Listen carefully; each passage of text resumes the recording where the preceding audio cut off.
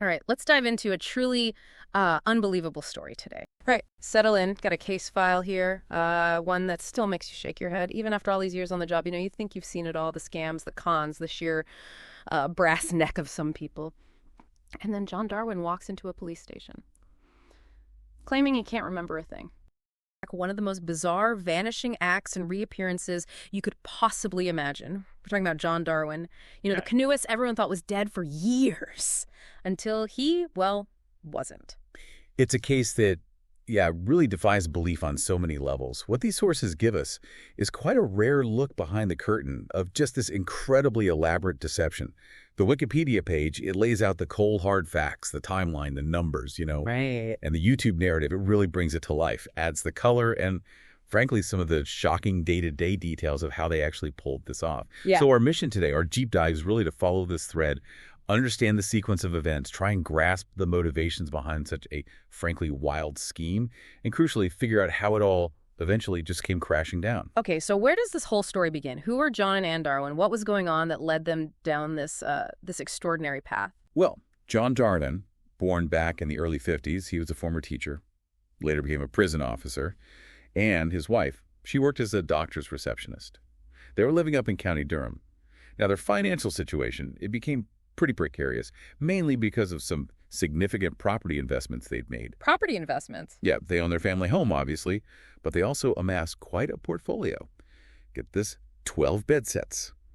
And then, in late 2000, they bought 2 more houses right next door to their own home in Seton Carew. Wow, 12 bed sits and 2 houses next door. That sounds ambitious, like they were trying to build a little empire. An empire built on pretty shaky foundations, as it turned out. All those properties that came with really hefty mortgages, and they had mounting credit card debt, unexpected, quite expensive repairs. Yeah. By early 2002, the financial pressure was just immense. They were really struggling to keep up with all the payments. Okay, so picture this. They're drowning in debt. Most people might, I don't know, sell a property, downsize maybe. John Darwin, though, he had a, let's say, a different idea. A dramatically different idea. Yeah. His proposed solution was to fake his own death. The goal, simple. Claim the life insurance money. Just like that. He laid out the plan for Anne. Use his kayak, apparently, something he'd just taken up again. But paddle out near their home in Seton Carew, stage a disappearance, break the paddle, leave the kayak to be found adrift, then meet Anne somewhere else secretly. He'd lie low. She reports him missing. That was the plan. And Anne's reaction to this genius plan. Understandably, complete shock. The sources, they describe her calling it crazy, totally illegal. She was deeply concerned, naturally, about their sons, their parents. Her initial reaction was just a clear, absolutely not. But somehow he convinced her. How did he manage that? Well, this is where the sources paint a really quite bleak picture of their relationship dynamic.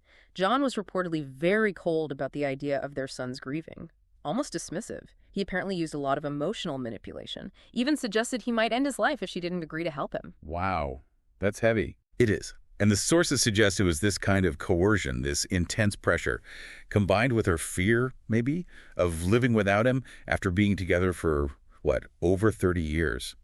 That ultimately led her to reluctantly, very reluctantly, go along with it. It wasn't a snap decision, mind you. They apparently spent about 3 months carefully preparing this whole elaborate scheme. 3 months planning how to fake his death. Okay.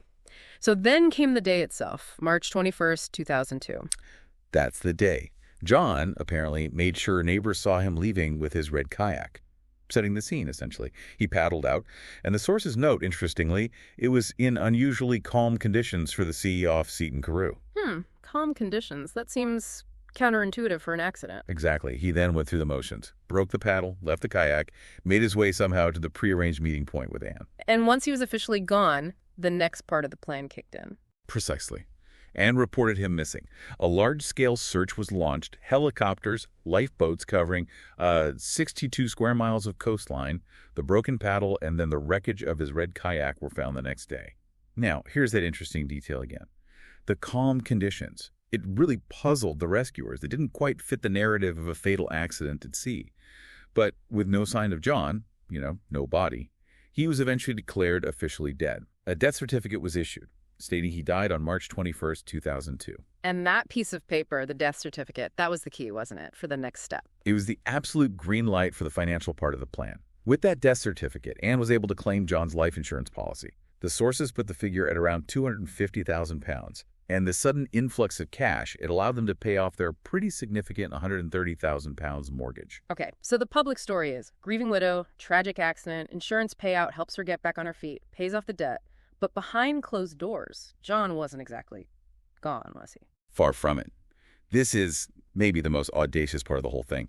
Initially, John hid out in the bedsit property right next door to their family home. Remember House 4? The one they bought next door. Yeah.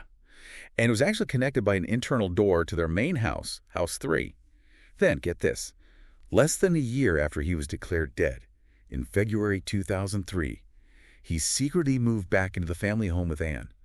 He was literally living in the same house, under the same roof, while the entire world, including his own sons, thought he was dead at sea. That's just the level of nerve and the risk they were taking. I read there was a moment early on, wasn't there? Something that could have blown the whole thing open. Oh, absolutely. How? A tenant living in that bedsit property, House 4, he actually recognized John. The sources recount this incredible moment where the tenant basically asked him, straight up, "Aren't you supposed to be dead?" What? And what did John say? His response was just chillingly simple. "Don't tell anyone about this." Yeah. And what's truly remarkable, maybe a bit unsettling, is that the tenant didn't report him. He didn't go to the police. Oh, why not? The sources say it was because he did not want to get involved. Yeah. Didn't want the hassle. Think about that for a second. You see someone you believe is dead, they confirm it's a secret, and you just walk away. It really makes you question things. Yeah. Wow. Okay. So the immediate financial pressure is off. John's hiding in plain sight, basically. They started looking further afield then. A new life. Exactly. And that required a whole new identity for John. So he set about creating an alias. He managed to obtain a false passport using the name John Jones. How did he even do that? Well, the sources explain he kind of exploited an older system. He used the identity of a baby who had died way back in 1950. Because the records from that era were archived, not all digitized like today, he could apparently access these details, get a birth certificate for this deceased child, and then use that to apply for a passport. His photo, but the fake name, John Jones. A pretty clever, though obviously illegal, loophole in the system back then. He even used his real home address on this fake passport application. Incredible. So John Jones is now ready to travel. Where did they start looking? They did quite a bit of exploring, actually. Yeah. Between 2003 and 2005, John, traveling as Jones, sometimes with Am, they looked around. They visited Cyprus in late 2004, looked at properties there. John reportedly even flew to the U.S. at one point. Met a woman from Kansas he'd connected with online somehow. Seriously? While supposedly dead. Yep. Then in late 2005, he was over in Spain viewing a catamaran. Not all these ventures panned out, though. The sources mention he lost about $50,000 in America in some kind of investment scam. So even while running a scam, he was getting scammed himself. The irony. Okay, so after exploring, they eventually settled on one place to really focus their efforts. Panama. Panama, yes. Yeah. And you can't miss the irony, can you? The canoeist who faked his death by drowning chooses a country famous for its massive canal. But the sources cite the reasons. Low cost of living, low taxes, that famous banking secrecy, and it was relatively easy to get residency back then. It was clearly meant to be a place where they could properly disappear, financially and personally. Set up a new life under the radar. And their activities in Panama, that's where things really started to unravel, wasn't it? Absolutely. They visited together in July 2006, and this is where that one single crucial mistake happens. They were photographed by a property agent. The date was July 14th, 2006. Just a standard photo for the agent's website, showing potential clients, seemingly innocuous at the time, but it would become Exhibit A later on. A photo. They returned to Panama again in March 2007, set up a company, Jaguar Properties, I think it was called, bought a £50,000 apartment in El Dorado. Now, to fund all this, that bedsit property back home, House 4, it was sold in 2006. And crucially, it was sold under their son Mark's name and the proceeds from that sale wired straight to Panama. So Mark sold it, not knowing his dad was alive and benefiting. That's the implication from the sources, yes, that the sons were kept completely in the dark. Then Anne went back to the UK one last time to sell the main family home, House 3. That sold for £295,000 in October 2007. And Anne then moved out to Panama permanently to join John. Even before she left the UK, actually, back in May 2007, they'd already purchased a much larger £200,000 estate out in Escobal, Colón, Panama. They were really settling in. All this international moving, selling houses, transferring huge sums of money. Surely someone started noticing. Didn't this raise red flags back in the UK? It did. Quietly, a police investigation into Anne actually began back in September 2007. The trigger apparently was a colleague of Anne's. She reportedly overheard a phone conversation between Anne and John that sounded suspicious. An overheard conversation, the classic mistake. Exactly. And the police were already, let's say, vaguely suspicious anyway. Anne's behavior post-death wasn't really typical of a grieving widow, was it? Taking holidays, selling properties, moving abroad, shifting large amounts of cash. So the financial trail, combined with this tip-off from the colleague, it started to paint a picture for the police. Something wasn't right.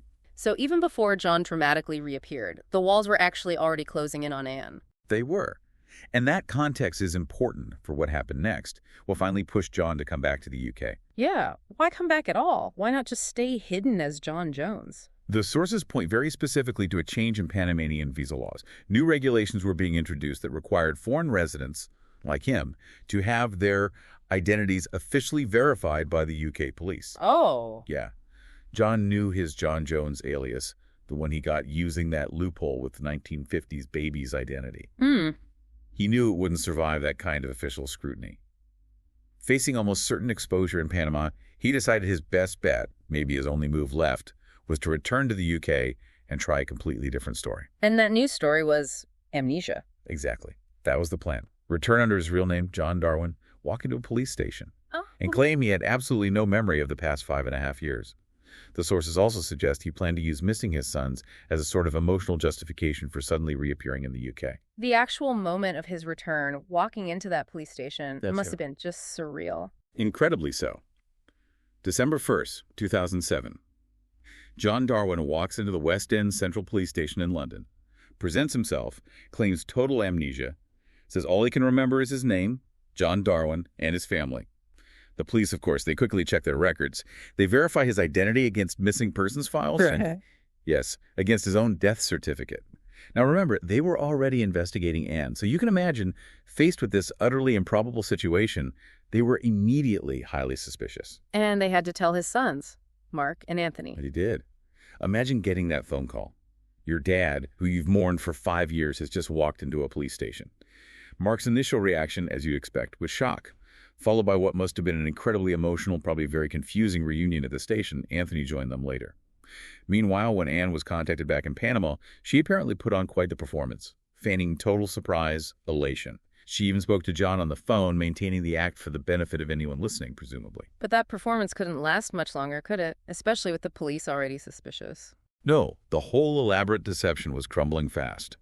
The police investigation into Anne was already active, remember, focusing on her finances, that overheard phone call, John's sudden reappearance claiming amnesia, while Anne was under suspicion for handling money linked to a supposedly dead man's estate. It just intensified everything. And then came the photograph, the nail in the coffin. The photograph that blew everything wide open, just like you said. Apparently, a member of the public, just doing what lots of us do, browsing online, reportedly searched for John, Anne, and Panama on Google Images. And boom, there it was. That photo from July 14, 2006, John and Anne smiling, posing with the property agent in Panama, found on the agent's website, movetopanama.com. That simple digital footprint, left years earlier, became the undeniable proof that the whole story was a lie. Wow, a random Google search, and that photo was then shown to Anne. Yes. The Daily Mirror newspaper got hold of it pretty quickly. A journalist, David Lee, actually flew out to Panama and presented the photo directly to Anne. Imagine that moment. Yeah. Faced with this irrefutable evidence, her standing next to her supposedly dead husband years after he died, the act just shattered. The sources say she confessed to the journalist right there and then, reportedly saying something like, "Yes, that's him. My sons will never forgive me." She then apparently just collapsed, had a breakdown, agreed to confess the whole story. So Anne confesses in Panama, the photo is out. The arrests must have followed almost immediately. Very quickly. John was arrested back in the UK at his son Anthony's house in Basingstoke, actually. The police also found his false John Jones passport and all the evidence of his numerous trips abroad while he was supposed to be dead. Concrete proof of his deception. And the impact on Mark and Anthony, their sons, it must have been just devastating. Devastating doesn't even cover it, I think. It was a profound betrayal. That initial relief, maybe even elation, at their father being alive, was just instantly replaced by this horrifying realization They'd been lied to for years. They grieved a father who was not only alive, but actively orchestrating a massive fraud, with their own mother helping him. They felt utterly victimized by the whole scam. They put out a statement pretty quickly, making it crystal clear they wanted no further contact. And wasn't there some media speculation, really unfairly, that maybe the sons were somehow involved because of the property sale? Yes, exactly. Because House 4 was sold under Mark's name and money was moved internationally, there was some nasty speculation in the press about potential money laundering. This actually forced the sons to issue another public statement, very strongly denying any involvement whatsoever. They explicitly disowned their parents' actions, really just to clear their own names. It's a terrible side effect, isn't it? How a parent's crimes can just throw suspicion onto completely innocent family members. Absolutely awful for them. Yeah. So all of this inevitably led to court and serious charges. Oh, yes. Both John and Anne were charged with multiple offenses. John faced charges for the insurance fraud, obtaining all that money by deception from the life insurance, pensions, even welfare payments he shouldn't have received. Plus the false passport charge, of course. Anne was charged with multiple counts of deception and using criminal property, basically, handling all the money. And John, he seemed to accept his fate relatively early in the legal process. Didn't he plead guilty? He did, yeah. When it got to Leeds Crown Court, John admitted to 7 charges of obtaining cash by deception and the passport offense. He folded fairly quickly once the evidence was overwhelming. Anne's defense, though, took a completely different approach, didn't it? She pleaded not guilty. She did. Her legal team built their defense around the argument that she had been coerced, emotionally manipulated by John into participating. They essentially tried to portray her as another victim of his controlling behavior, forced into this against her will. But the prosecution, they weren't buying that, were they? Not at all. They pushed back really hard. They argued that over 5.5 years, Anne had countless opportunities to come forward to reveal the truth. They highlighted that she wasn't under any kind of physical threat from John for much of that time, especially when he was supposedly dead or abroad. And crucially, she actively participated in the deception. She repeatedly lied to friends, to other family members, to the authorities, the insurance companies, and most painfully, she lied consistently to her own sons for all those years. The fact that the sons even had to testify against her in court, that really underscored the depth of her involvement and the immense pain she'd caused them. So the trial concluded. What were the verdicts? That was July 2008, right? Yeah, that's right. July 23, 2008. The jury convicted both of them on the fraud charges. John was sentenced to 6 years and 3 months in prison. Anne actually received a slightly longer sentence, 6 years and 6 months. The police famously described her in court as a compulsive liar. Both of them tried to appeal their sentences, but those appeals were dismissed. And the money, all that cash they defrauded, was the state able to claw any of it back? Yes, they did manage to recover a significant amount. The Crown Prosecution Service went after the proceeds of their crime. The money mainly came from selling off those properties they'd bought in Panama. By February 2012, the reports say over £500,000, 501,000 pounds had been recovered. And eventually, by July 2015, the total recovered reached £541,762.39. Interestingly, John himself initially repaid very little of it personally because most of the assets, the houses, the bank accounts, they were primarily held in Anne's name. Right, so they both served time. Were they released eventually? They were, yes. Like many prisoners, they served roughly half their sentences before being released on probation. John got out in January 2011, and Anne followed soon after in March 2011. So what happened after prison? What was the aftermath for them personally and for the family relationships? Well, apparently, while they were both still inside, John continued trying to communicate with Anne, reportedly still trying to manipulate her even then. But this time, combined with everything that had happened, it seemed to finally make Anne realize the true nature of their relationship. She decided she wanted a divorce. And her relationship with her sons, was there any chance of healing there after everything? For Anne, surprisingly perhaps, yes. The sources indicate she was able to reconcile with her sons. It took time, obviously, but they eventually visited her, reportedly while she was still in prison, and over time, they did forgive her. That's something, at least. What about John and his sons? It was a different story for John. While his son Mark did apparently visit him at some point, the sources suggest John showed very little genuine remorse for his actions, which, understandably, strained that relationship significantly. His other son, Anthony, just couldn't forgive the depth of the betrayal. He reportedly cut off all contact, completely and effectively disowned his father. So where are John and Anne today? Do we know? Anne, as far as we know from the sources, remains in England. She seems to have maintained that reconciled relationship with her sons. She's even spoken publicly occasionally about her experience, expressing remorse for her part in it all. John, on the other hand, he remarried in 2015. He moved to the Philippines with his new wife, and reports suggest they run some kind of small business out there. It's just such a bizarre case. It's no wonder it's stuck in the public consciousness, really. Absolutely. The sheer audacity of it, the hiding in plain sight, the fake amnesia, the international dimension. It's made for movies, TV shows, countless articles and podcasts like this one. It's become almost a textbook example of an elaborate fraud scheme, a fake death that ultimately spectacularly failed. This whole strange saga really makes you think about the escalating nature of deception, doesn't it? What started as this, desperate but undeniably wild idea to escape debt. It just spiraled into years and years of living this incredibly complex lie. Not just lying to the world, but lying to their own children every single day. And then, the threads that finally pulled the whole thing apart, a seemingly minor change in visa laws in Panama, a random person doing a Google search, that one photograph on a forgotten real estate website. It just highlights how fragile even the most complex long-running lies can ultimately be. Thinking about it all, what detail from this entire story really stands out to you about where the pressure finally broke the whole thing open? The lengths people will go to escape their problems, the sheer audacity, and how one small, simple mistake, like a cheesy holiday photo on the internet, can unravel years and years of elaborate deception. You can try and paddle away from your troubles in a canoe, sure, but eventually the tide, or in this case a digital camera and a determined journalist, catches up to you. It always does. If you enjoyed, please like and smash that subscribe button. Have a good night, my lovers, and peace.